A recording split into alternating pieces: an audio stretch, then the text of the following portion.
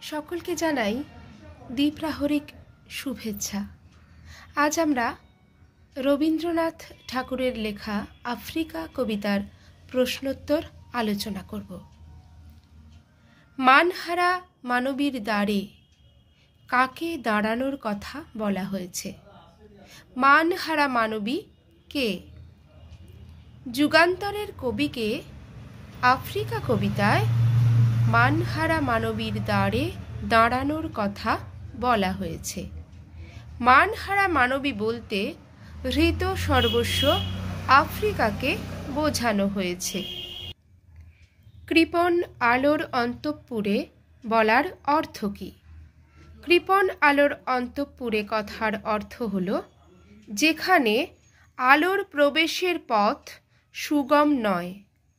উদ্ধৃতাংশটি জঙ্গলময় আফ্রিকার দুর্গম অন্ধকারাচ্ছন্ন রহস্যময়তার প্রতীক। এলো মানুষ ধরার দল। মানুষ ধরার দল কাদের বলা হয়েছে? রবীন্দ্রনাথ ঠাকুরের লেখা আফ্রিকা কবিতায় মানুষ ধরার দল বলতে অত্যাচারী শ্বেতাঙ্গ ব্রিটিশ শাসকদের বোঝানো হয়েছে।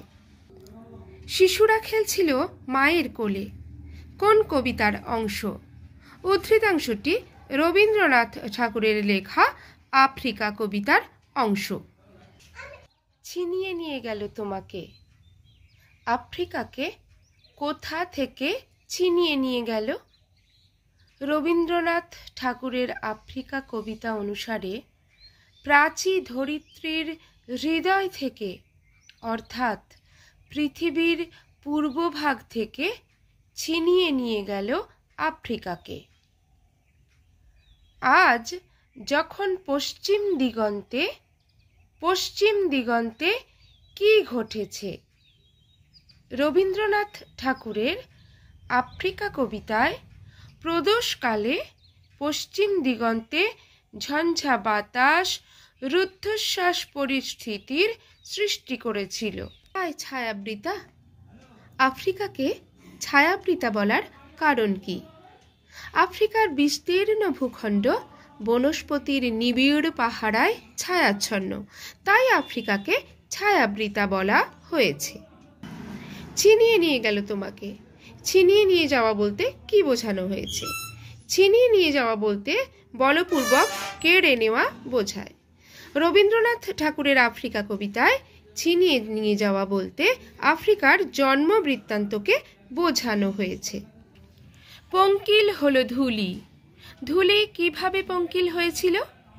লাঞ্ছিতা আফ্রিকার রক্ত আর অশ্রুতে মিলেমিশে অরণ্যের পথের ধূলি পঙ্কিল হয়েছিল। সভ্যের বর্বর লোভ কি নগ্ন করেছিল? রবীন্দ্রনাথ ঠাকুরের আফ্রিকা কবিতায় সভ্যের বর্বর লোভ নিজের মধ্যেকার নির্লজ্জ অমানুষকে নগ্ন রূপে প্রকাশ করেছিল। চিরচিহ্ন দিয়ে গেল তোমার অপমানিত ইতিহাসে। চিরচিহ্ন বলতে কবি কি বোঝাতে চেয়েছেন?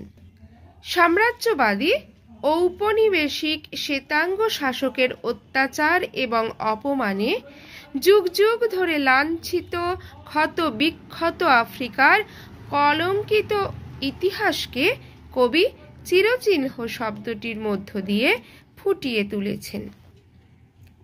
ছায়াবৃতা আফ্রিকার মুখ কোথায় লুকিয়েছিল?